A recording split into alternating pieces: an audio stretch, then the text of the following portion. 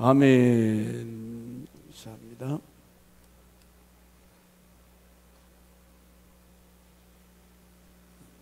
정양기 손원아 집사님 감사해요.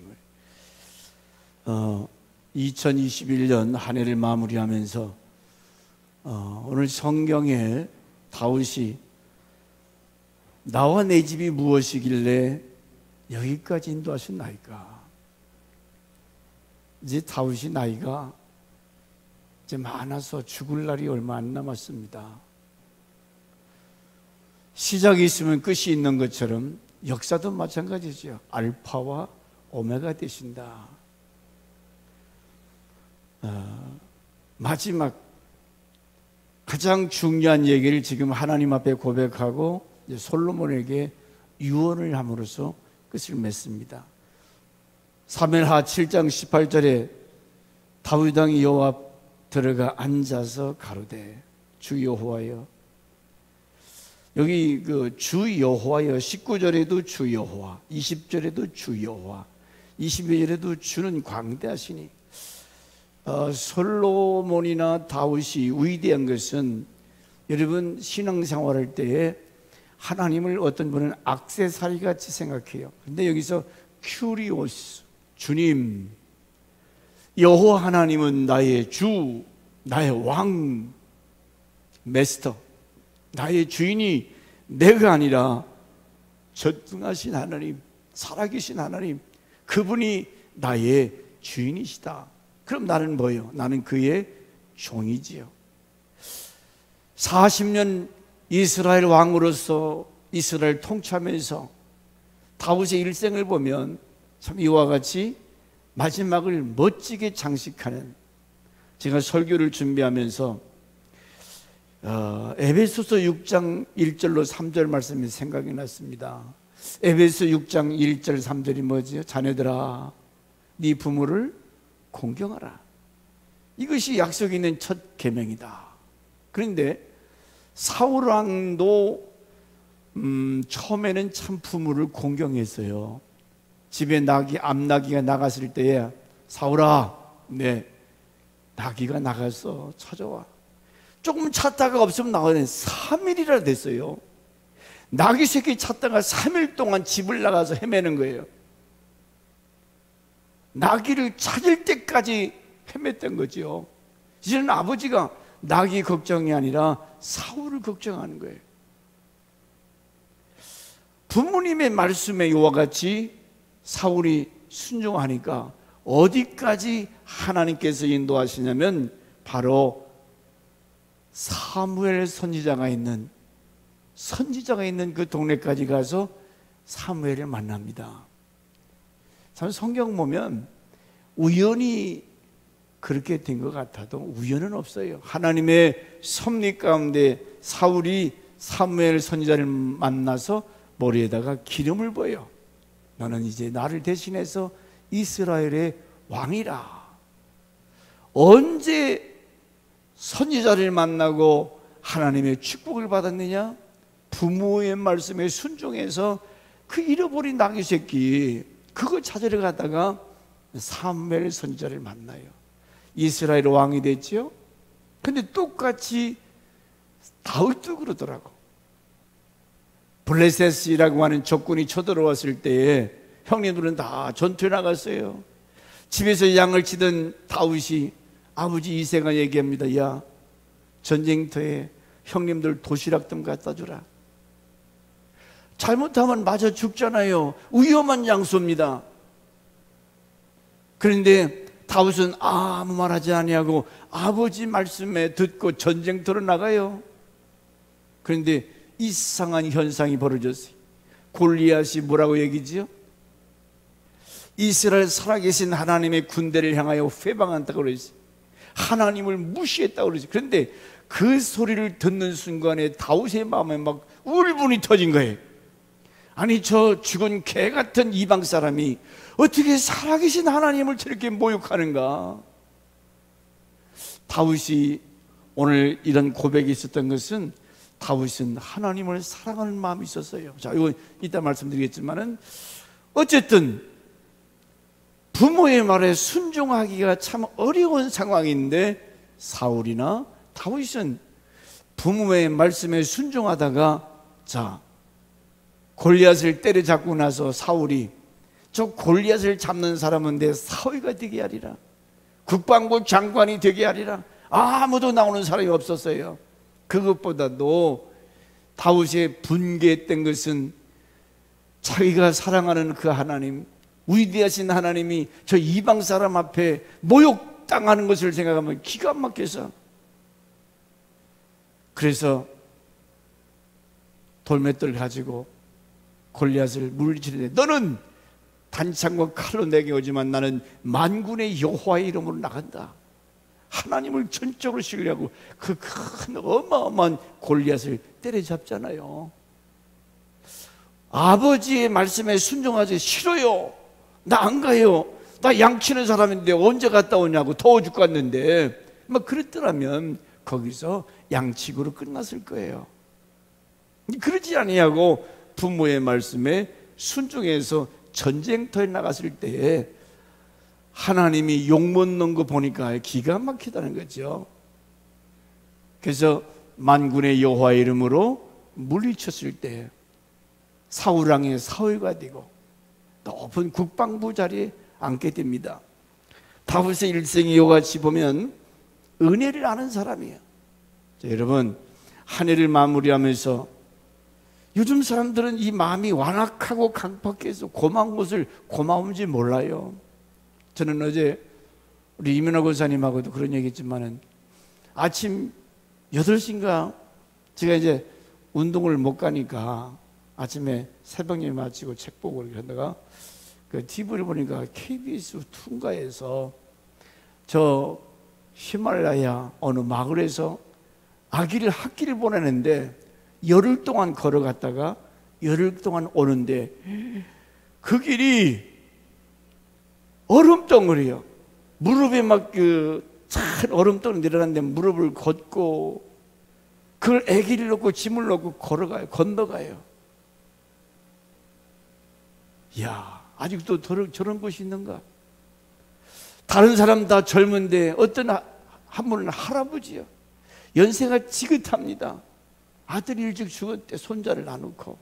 그러니 그 손자를 위해서 할아버지가 그 얼음 막 덩어리를 깨면서 처벅처벅 걸어가는데 죽지 않고 사는 것이 다행이다 하는 것이. 아이들이 눈빛이 다르더라고요.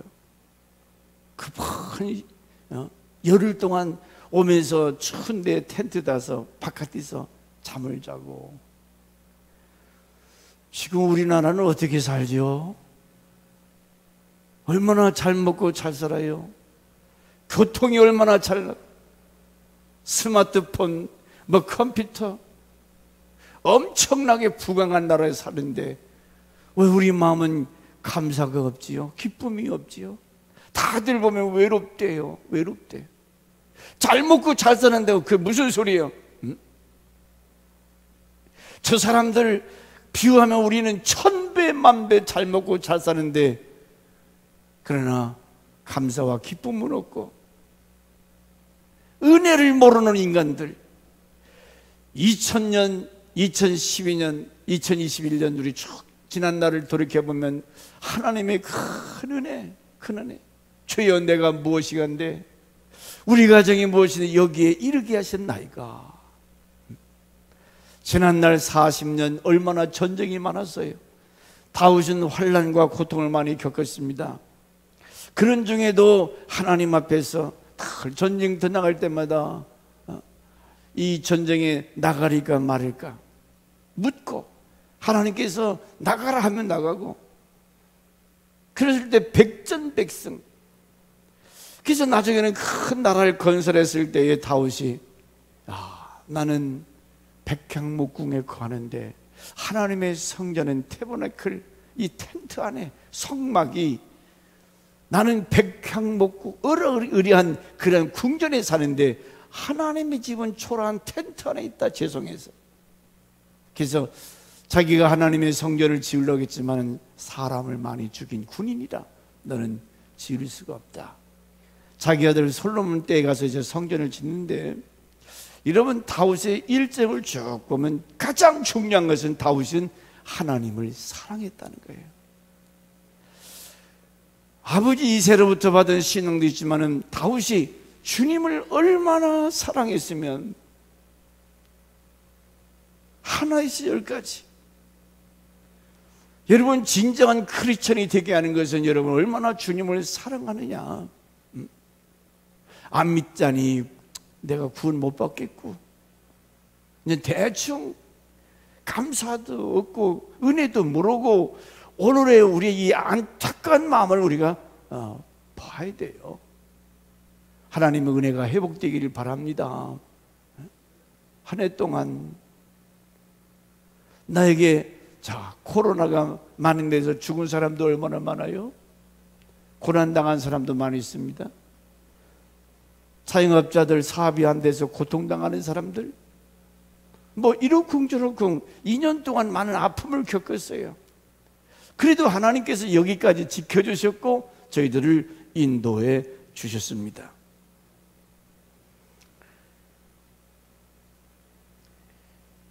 다윗이 저 베들레헴 시골 목동에 있던 자리에서 왕의 자리까지, 다윗은 그 마음이 씀씀이가 참 예뻤던 것 같아요. 다윗은 내 마음에 합한 자라.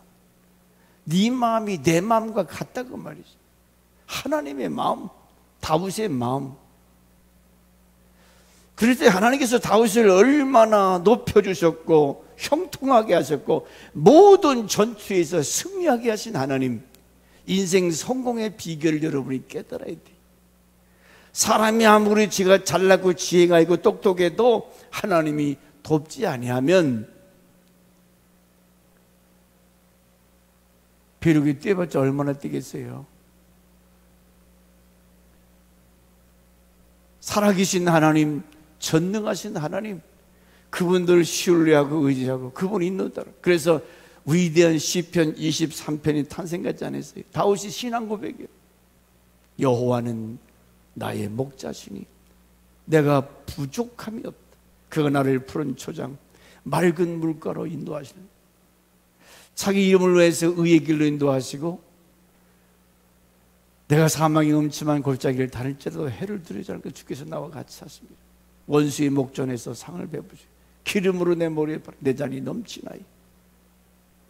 잔이 넘친다는 것은 풍요, 풍성, 그런 대적 앞에서 이와 같이 다윗은 역사적 삶을 통해서 하나님이 얼마나 그를 높여주시고 사랑했, 누구를 사랑하는가.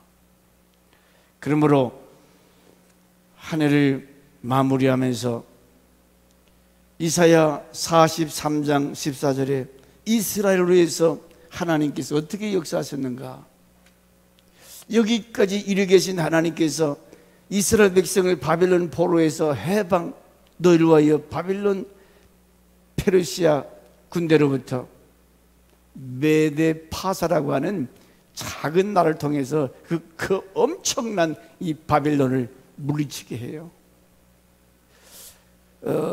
여러분 잘 아시는 고레스라고 하는 이방 왕을 세워서 이 바벨론을 때려 부십니다.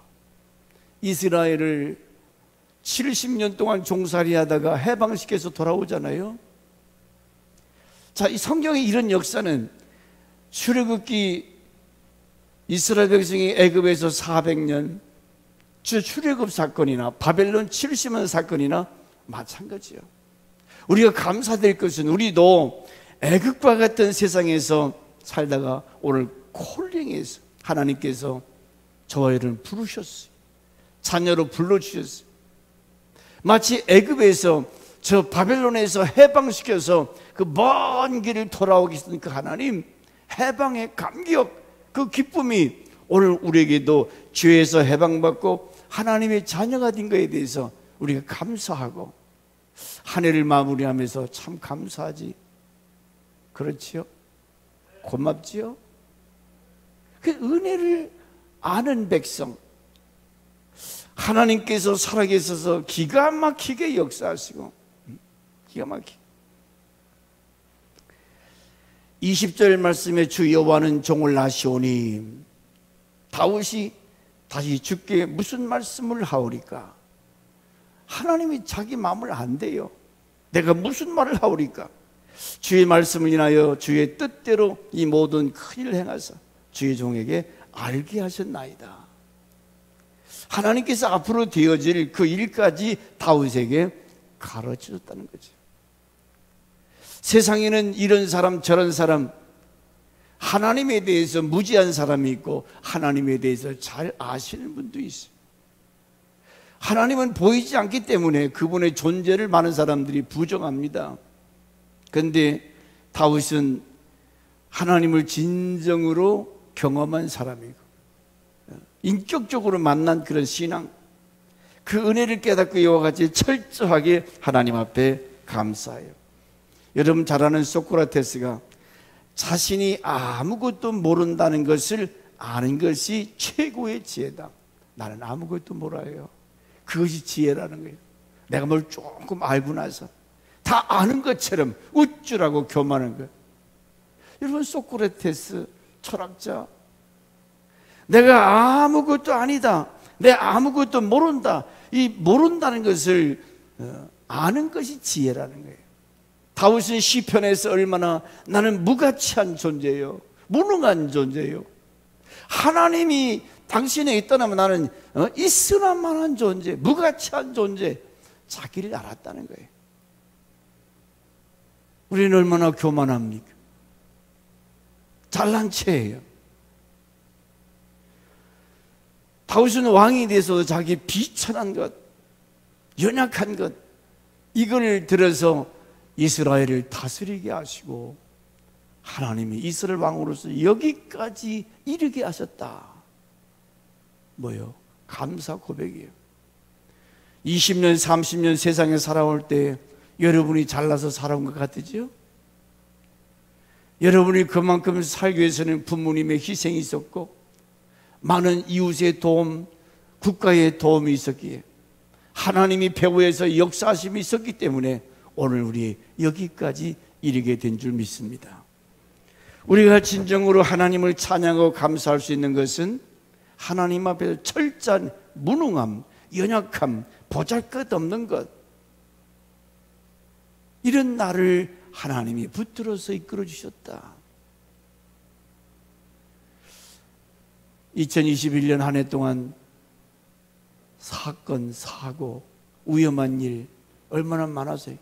그런 환경 속에서도 나를 지켜주신 하나님. 창세기 3장 19절에 하찮은 흙덩이에 불과하다고 그랬습니다. 예레미야 17장 9절에 만물에 부패한 것, 사람의 거짓된 마음이라고 했어요. 모든 만물보다 더럽고 심히 부패한 것은 사람의 마음이라 누가 이를 알리려. 사람의 마음이 이와 같이 잔인하고 교만하고 음란하고, 그래서 예레미야 17장 10절에 나 여호와는 심장을 살피며 폐부를 시험하고 각각 그 행위와 그 행실에 보응하나니, 하나님은 그 행실에 보응하신다. 13절 이스라엘 소망이신 여호와여 무릇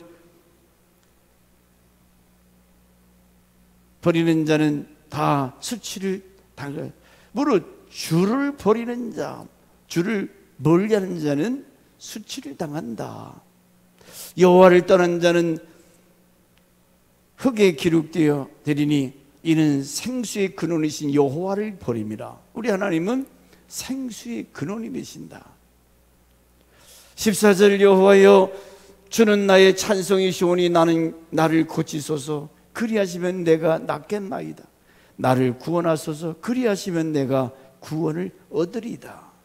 자, 지금까지 인도하신 그 하나님, 다윗은 여러 가지로 고백하고 있지만은, 그래서 지난 시간에 말씀드렸던 것처럼 뭔가 점점점 좋아지는 사람, 작년보다는 우리가 신앙이 나아져야 되고 성숙되고 주님의 기쁨이 되어야 되겠지요. 그러려면 여호와를 알아라. 힘써 여호와를 알아라.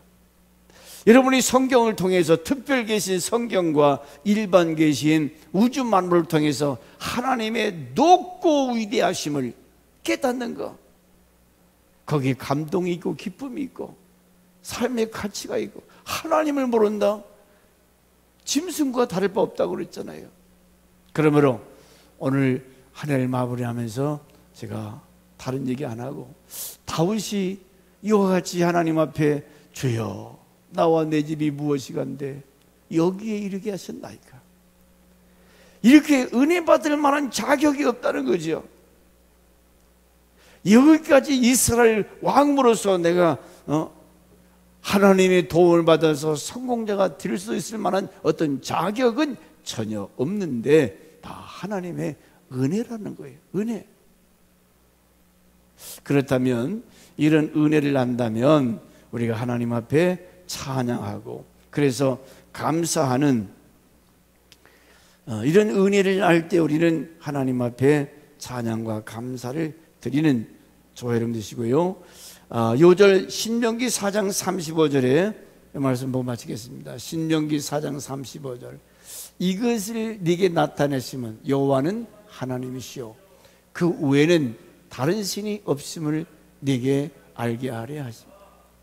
그 당시 많은 바알신, 아스타로신, 수많은 잡신, 거기서 그렇게 저르던 건 아니요, 오직 여호와 하나님 한 분만이 절대 신이다. 다윗의 신앙 고백. 이사야 44, 6절에도 이스라엘 왕이 여호와 이스라엘 구속자이신 만군의 여호와가 말하노라. 나는 처음이요 나중이라, 나는 마지막이라. 오늘 이와 같이 역사의 절대 주권자 되신 하나님이 저와 여러분의 아버지가 되시고 돕는 자 중에 계시고, 그래서 우연히 여기까지 온 것이 아니라 하나님의 도우심, 보호하심, 인도하심이 오늘 저와 여러분과 함께 하신 줄 믿습니다. 다윗처럼 주여 나와 내 집이 무엇이간데 내가 오늘 여기까지 이르게 하셨나이까, 감사함으로 한 해를 마무리하시고 새롭게 출발할 수 있기를 주 이름으로 축원합니다.